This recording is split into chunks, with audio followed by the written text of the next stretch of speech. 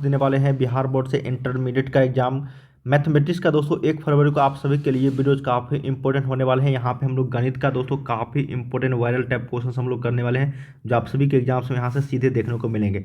पूरे डिटेल्स में हम लोग समझेंगे दोस्तों, यहाँ पे पूरी जानकारी देंगे और वीडियो को अंत तक सभी देखना। एक एक प्रश्न यहाँ पे इंपॉर्टेंट होगा सभी के लिए। मैं आप लोग को यहाँ पे 100 ऑब्जेक्टिव रहेंगे, जिसमें से सिर्फ और सिर्फ आप लोग को 50 का जवाब देना है दोस्तों। 30 आपको लघु उत्तरीय रहेंगे, जिसमें से 15 का जवाब देना होगा। 8 आपका दीर्घ उत्तर रहेंगे, जिसमें 4 का जवाब, मतलब दोगुने बिल्कुल के साथ क्वेश्चन आएंगे। पूर्णांक 100 रहेंगे दोस्तों। समय दिया जाएगा 3 घंटे 15 मिनट। ठीक है, तो चलिए एक एक प्रश्न हम लोग देखते हैं। यहाँ पे इंटरमीडिएट एग्जामिनेशन 2023 वालों के लिए 1 फरवरी को जो भी छात्र शामिल हो रहे हैं, वीडियो को लाइक कर लीजिए, चैनल को सब्सक्राइब करके बेल आइकन को प्रेस कर दीजिए दोस्तों, ताकि जैसे ही यहाँ पे कोई चीज़ आएगा दोस्तों, मैं आप लोगों को यहाँ पे अपडेट कर दूंगा वीडियोज़ के माध्यम से। ठीक है, तो नोटिफिकेशन आपको मिल जाया करेगा। तो चैनल को सब्सक्राइब कर लीजिए, ताकि इसी तरीके से हम लोग नए वीडियो कर लेकर आएंगे और सभी सब्जेक्ट का दोस्तों आंसर की लेकर आएंगे, तो नोटिफिकेशन आपको मिल जाया करेगा। ठीक है, ऑफिशियल आंसर की भी लेकर आऊँगा दोस्तों। तो चलिए एक एक प्रश्न यहाँ पे देखते हैं, वीडियो को अंत तक सभी देखना। ठीक है, चलिए पहला प्रश्न देखते हैं दोस्तों। यहाँ पे कहा गया, और ये सारे एक बार फिर से बता दूं, सभी क्वेश्चन दोस्तों इंपॉर्टेंट है, हूबहू क्वेश्चन देखने को मिलेंगे और भी काफ़ी सारे क्वेश्चन इसी पैटर्न पे आप सभी को देखने को मिलेंगे। ठीक है, तो चलिए पहला प्रश्न यहाँ पे देखते हैं। पहला प्रश्न कहा गया है, यदि ABC समांतर श्रेणी में हो तो क्या होगा। देखिए मैं आप लोग को थोड़ा सा बता दूं दोस्तों, जब भी इस तरह के प्रश्न पूछे जाएंगे कि ABC समांतर श्रेणी में होगा, तब इसका वैल्यू क्या होगा। देखिए जब भी ABC समांतर श्रेणी में हो जाएगा, देखो मान लो तो है A B और C अगर समांतर श्रेणी में, या तो 1 होगा, 2 होगा, 3 होगा, क्योंकि कॉमन डिफरेंस सभी में क्या होना चाहिए, 1 और 1 होना चाहिए, बराबर होना चाहिए दोस्तों। अगर हम लोग 1 यहाँ पे 2 रखेंगे, 3 रखेंगे, देखो 1 2 3, ये दोनों टर्म जो है आपका C1 और यहाँ पे C3 जो है वो इक्वल हो जा रहा है। जब हम लोग दो टर्म को इक्वल करते हैं तो उसका वैल्यू क्या आता है, 0 के बराबर हो जाता है। तो 1 का C उत्तर क्या हो जाएगा, C। ठीक है, थोड़ा सा फास्ट में करते हैं दोस्तों, ताकि आप लोग को काफ़ी सारे क्वेश्चंस यहाँ पे दोस्तों आपको देख सके। ठीक है, देखिए यहाँ पे दूसरा सेकंड क्वेश्चन है, यदि ओमेगा W कुछ भी बोलोगे, समीकरण XQ - 1 बराबर 0 एक अवास्तविक मूल हो तो क्या होगा। देखिए दोस्तों, जब भी इस तरह के प्रश्न पूछे जाते हैं, तो देखो यहाँ से हम लोग जानते हैं कि 1 + ओमेगा स्क्वायर का जो वैल्यू होता है दोस्तों, वो आपका 0 के बराबर होता है। किसके, तो यहाँ पे 0 के बराबर होता है। ठीक है, जब भी देखो यहाँ पे भी है 1 ओमेगा, और तीनों को जोड़ेंगे दोस्तों आपस में, तो ये सारे 1 + ओमेगा स्क्वायर हो जाएगा। जब तीनों टर्म आपस में बराबर हो रहा है और तीनों टर्म का आंसर भी यहाँ पे 0 आ रहा है इक्वल करके, तो सभी डिटर्मिनेंट का जो वैल्यू हो जाएगा वो 0 के बराबर हो जाएगा। ठीक है, तो सही उत्तर क्या हो जाएगा, यहाँ पे 2 का D याद रखिएगा। बहुत ही शानदार प्रश्न था। चलिए थर्ड नंबर प्रश्न देखते हैं। कहा गया कि यदि A का मान 1 2 3 4 5 6 है, तो A डैश का मान, काफ़ी इंपॉर्टेंट प्रश्न है दोस्तों, और ये प्रश्न पूछेगा ही पूछेगा। देखिए 1 2 3 है, 4 5 6, बस आपको A डैश जब भी पूछेगा तो रो को कॉलम में कर देना है। तो रो को कॉलम में करने के लिए आपको 1 2 3 इस तरीके से करना होगा, फिर 4 5 6। ठीक है, हम लोग क्या बोलते हैं, इसको रो बोलते हैं, और ये जो दिया गया इसको कॉलम बोलते हैं। ठीक है ना, यहाँ पे देख लेते हैं किस ऑप्शन में, 1 2 3 4 5 6, तो ये ऑप्शन नंबर आपका D में है, यही करेक्ट हो जाएगी। क्या हो जाएगा, यही आपका करेक्ट हो जाएगा, 3 का D। चलिए दोस्तों फोर्थ नंबर प्रश्न देखते हैं आप सभी के लिए। कहा गया है यदि A का मान इतना है तो A स्क्वायर। मैंने कई बार आप लोगों को ये प्रश्न बताया है, और ये कई बार क्वेश्चन जो है पूछे भी जा चुके हैं। ठीक है ना, इस बार भी 100% ये क्वेश्चन पूछा जाएगा दोस्तों। कहा गया है, देखो A स्क्वायर का मतलब होता है यहाँ पे A.A। ठीक है ना, 2 बार अगर मल्टीप्लाई करेंगे हम लोग 1 1 1 इस तरीके से, देखो ना,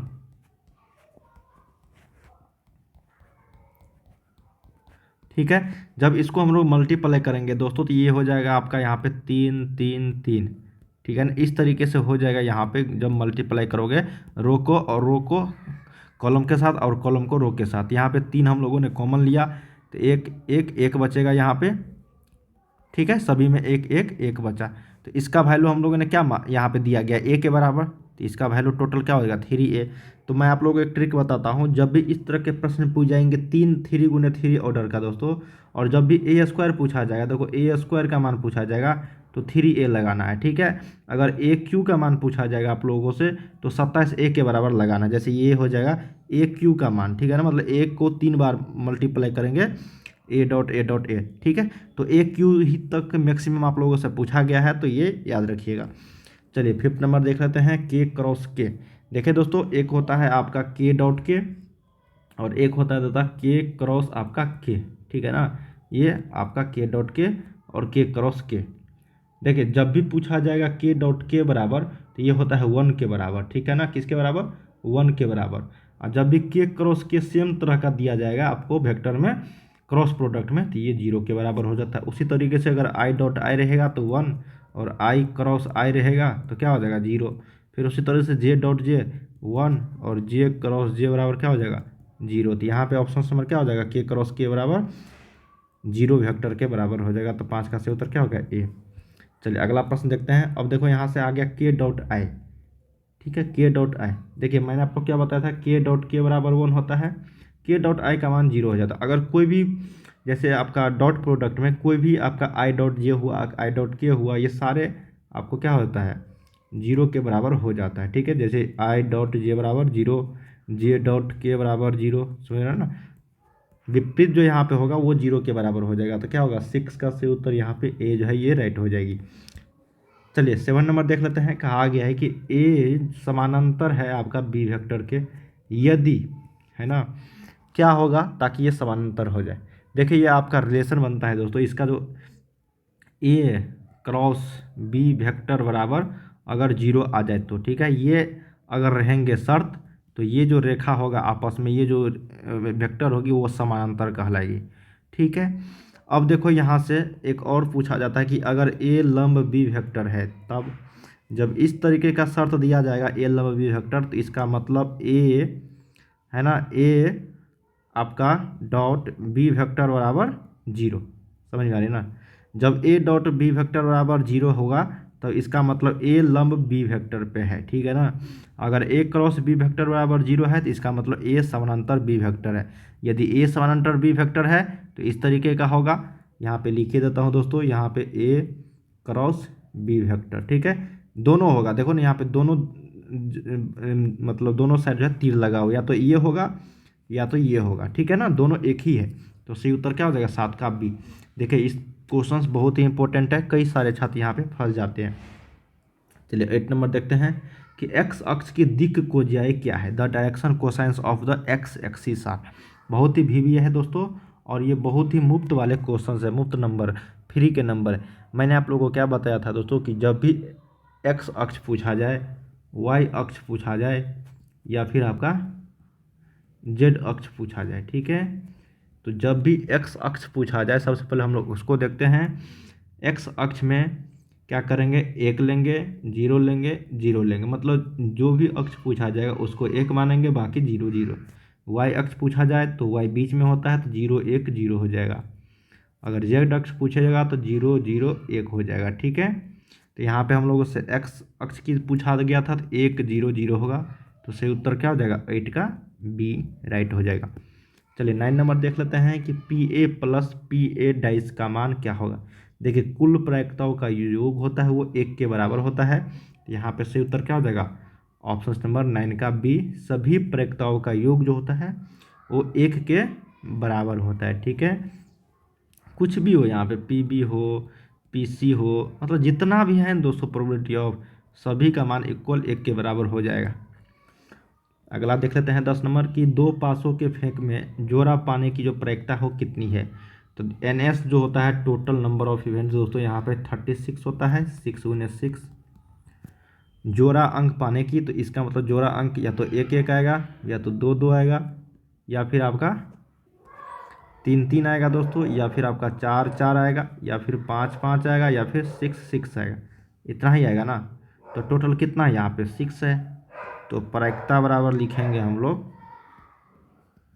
6 बट्टा में 36, ये हो जाएगा 1/6, जो ऑप्शन नंबर आपका बी में है यही करेक्ट हो जाएगा। जब भी देखो जोड़ा अंक पाने की प्रायिकता तो ऑप्शंस में लगा दो 1/36, आंसर हो जाएगी 10 का बी। 11 नंबर है कि ये देखो ये न्यूनतम मान पूछा गया है, ये तो फ्री के नंबर है, मैंने आप लोगों को कई बार बता रखा है कि देखो हम लोगों को निकालना है z बराबर x + 2y का मान, ठीक है।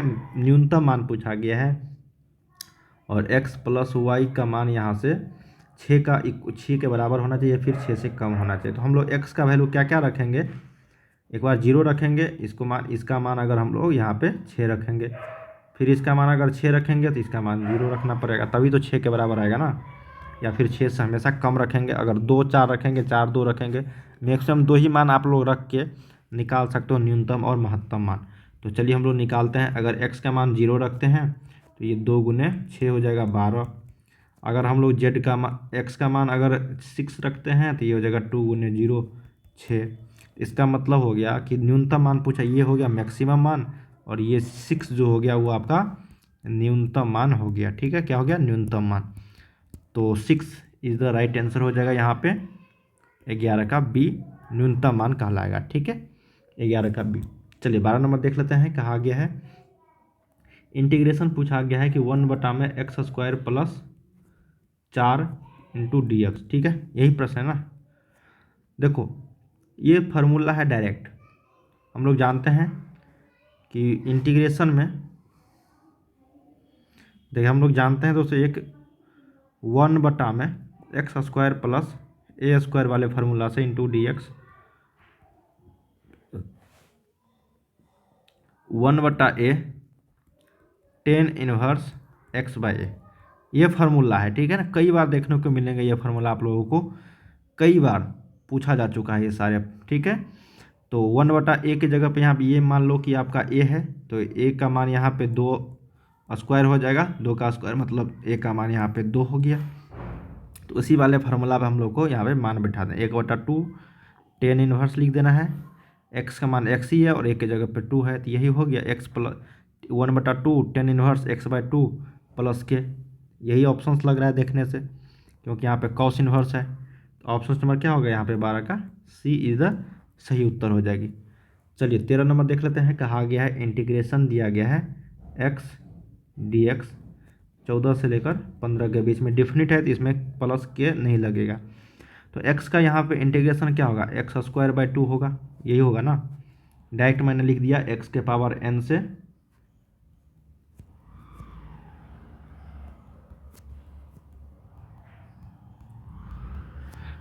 यहाँ से 14 और 15, तो एक बार 14 x का मान 15 रखेंगे तो 15 का स्क्वायर बट्टा 2 माइनस ये हो जाएगा 14 का स्क्वायर बट्टा 2।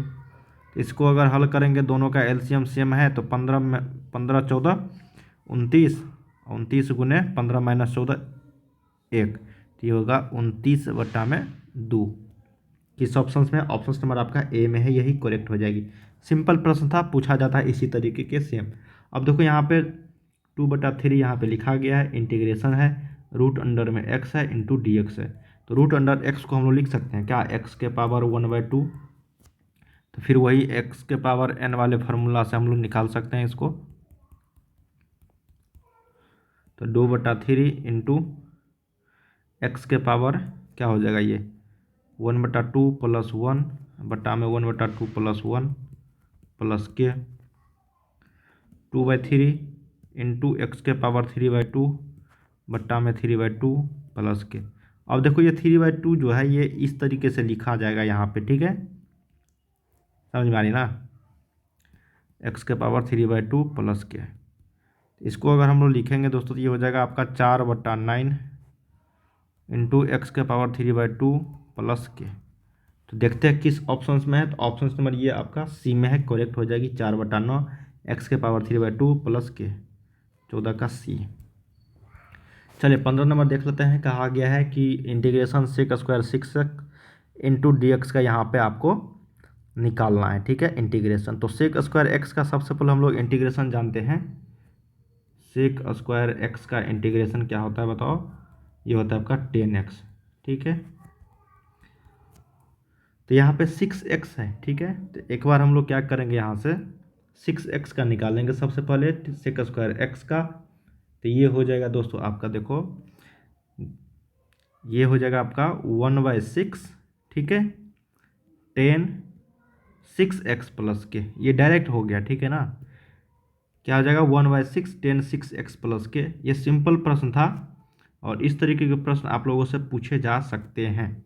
मान लो यहाँ पे हम पूछ दिए कि sin² नहीं sin 3x dx का आपको इंटीग्रेशन निकालना है। ठीक है, तो क्या होगा, देखो ये जो 3 है ना, इसको हम लोग बाहर करेंगे तो ये हो जाएगा 1/3 इंटू साइन का होता है आपको माइनस में। ठीक है, तो माइनस cos उसके बाद 3x प्लस के हो गया, यही आंसर हो गया। इसको हम लोग -1/3 इंटू cos 3x प्लस के, समझ में आ रही है ना।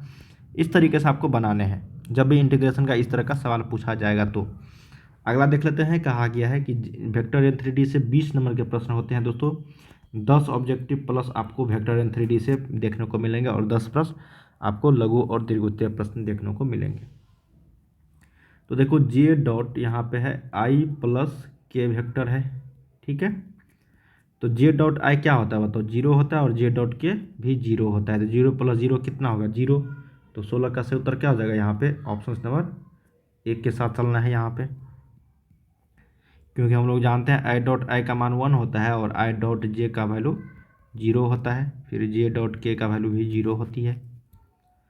17 नंबर देख लेते हैं, कहा गया कि यदि दो समांतर रेखाओं के दिक् अनुपात इतना दिया गया है और बी इतना है तो B3/B1। देखिए ये B3/B1 जो यहाँ पे लिखा गया है ना, इसके अनुसार हम लोग क्या करेंगे, इसको हल करेंगे, ठीक है। अब देखो यहाँ पे B3/B1 है, तो हम लोग क्या करेंगे, ऑप्शंस में चूज करेंगे, या तो C3/C1 होगा या फिर आपका A3/A1 होगा। तो देख लेते हैं यहाँ पे C3/C1 तो है नहीं कहीं, तो यहाँ पे हो जाएगा A3/A1। यही इज द राइट आंसर हो जाएगा 17 का सी, ऑप्शन नंबर सी। इसी तरीके से आपको चूज करना है जब भी इस तरह के रिलेशन दिए जाएंगे। तो अब देखो ये जो मॉड दिया गया है वेक्टर का, ये तो सिंपल है भाई। मान लेते हैं ये x है, तो x के वेक्टर का यहाँ पे मॉड निकाल देना है रूट अंडर में डाल के इसका कॉफिशिएंट। तो ये हो जाएगा आपका रूट अंडर में 27। तो 27 को अगर हल करोगे ना तो ये हो जाएगा 3√3 हो जाएगा। ऑप्शन नंबर आपका बी में है, यही करेक्ट हो जाएगी 18 का बी। चलिए अगला प्रश्न देखते हैं। 19 नंबर कहा गया है कि 5a - 8 2b - 1। अब इस प्रश्न को हल करने के लिए क्या करेंगे ना, इसको इसके अकॉर्डिंग कर देंगे और इसको इसके अकॉर्डिंग कर देंगे इक्वल। तो 5a - 8 बराबर यहाँ पे हो जाएगा a, तो ये हो जाएगा 4a = 8। तो a का मान यहाँ से आ गया 2। तो ऑप्शन नंबर यहाँ पे बी ही लग रहा है, ऑप्शन नंबर यहाँ पे ए में। अब देख लेते हैं दूसरा भी निकाल लेते हैं। 2b - 1 = b, ये हो जाएगा इधर, तो b का मान 1। देखो a का मान आ गया 2, b का मान हो गया 1। यही ऑप्शन नंबर बी जो है यहाँ पे करेक्ट हो जाएगी। चलिए 20 नंबर देखते हैं। कहा गया कि अब देखो इस तरह का यहाँ पे 20 का क्वेश्चन पूछा गया है 20 नंबर का, ठीक है। इसको कैलकुलेशन करेंगे तो देखो प्लस माइनस प्लस से करेंगे, थोड़ा सा कैलकुलेशन है दोस्तों। और मैंने आप लोगों को बता रखा था कि जैसे जब भी कैलकुलेशन बड़ा आएगा और ऑप्शन 0 में रहेगा तो आप समझो तो 90% में लगभग आपको 0 ही मान आता है, ठीक है।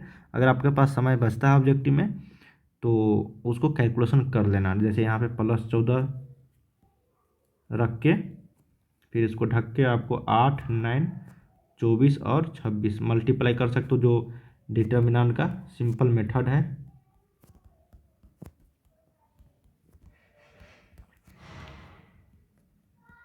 समझ में आ रही है ना, इसी तरीके से करते हैं हम लोग।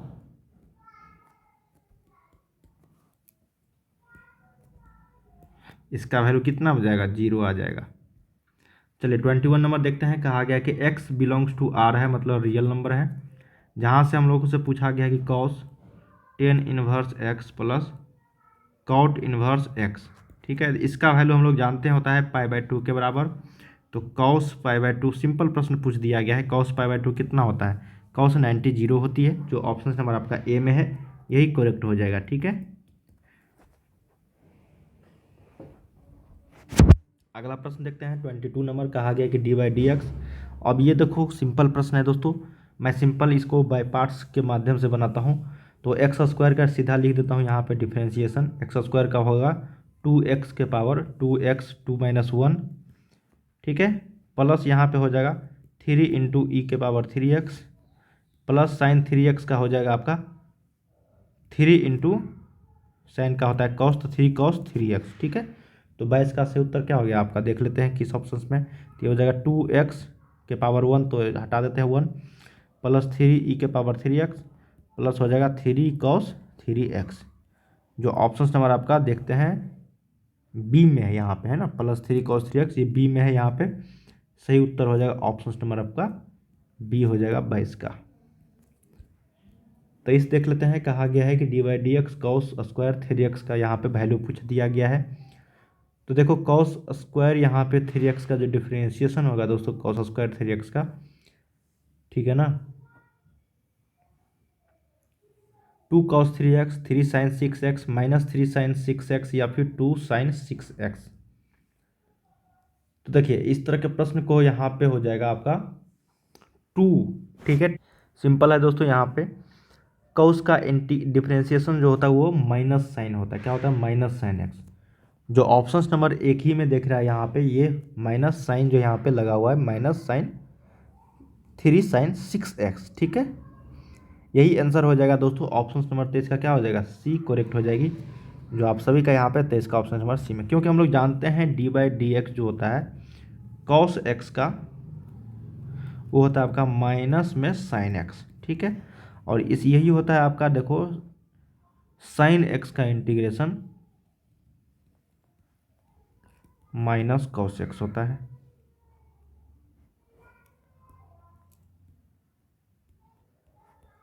ठीक है। उल्टा होता है डिफ्रेंशिएशन और इंटीग्रेशन।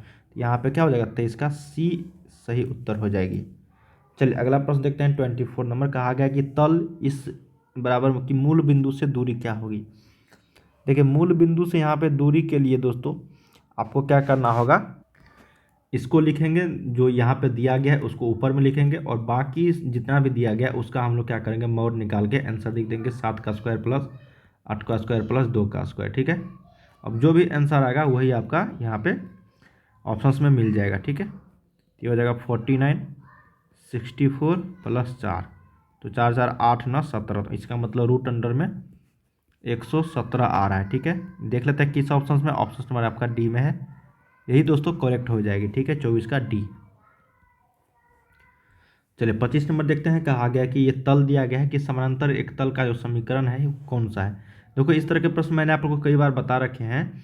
जब भी इस तरह के प्रश्न पूछ जाएंगे, इसको देखना है कि ये सेम लिखा हुआ है कि नहीं, इसको हमको बदल देना है, ठीक है। तो x - 5y + 7z देख लेते हैं। यहाँ पर 11z नहीं होगा, 5x दे दिया है, 2x दे दिया है, x - 5y + 7z, बस इसी में लिखा। और इसको हम लोग को ध्यान नहीं देना है, यहाँ पे कुछ भी लिखा हो, ठीक है। हमको इसको आपको देखना है कि ये सेम लिखा हुआ है कि नहीं। इस वाले क्वेश्चन में समांतर एक तल का समीकरण है, जब समांतर की बात आएंगे तो इसको हम लोग को देखना है, ठीक है। 3 ऑप्शंस भिन्न रहेंगे, एक ऑप्शन आपको सेम दिया रहेगा, और 11 के जगह पे कुछ भी दिया सकता है, 7 5 13 कुछ भी। ऑप्शन नंबर यहाँ पे क्या हो जाएगा? 25 का बी करेक्ट हो जाएगी। तो दोस्तों हम लोगों ने यहाँ पे टोटल 1 से 25 क्वेश्चन तक कर रखे हैं। इसके आगे एक क्वेश्चन हम लोग नेक्स्ट वीडियो में जल्द ही लेकर आने वाले हैं, ठीक है, इसके अगले वीडियोज में। तो चैनल को सब्सक्राइब कर लीजिएगा, लाइक कर लीजिएगा वीडियो को, ताकि इसी तरीके से हम लोग नेक्स्ट पार्ट लेकर आएंगे। नोटिफिकेशन दोस्तों आपको मिल जाएगा, ठीक है। तो चलिए हम लोग मिलते हैं अगले वीडियो में, तब तक के लिए आप लोग तैयारी करते रहिए, वीडियो को लाइक कर लीजिए।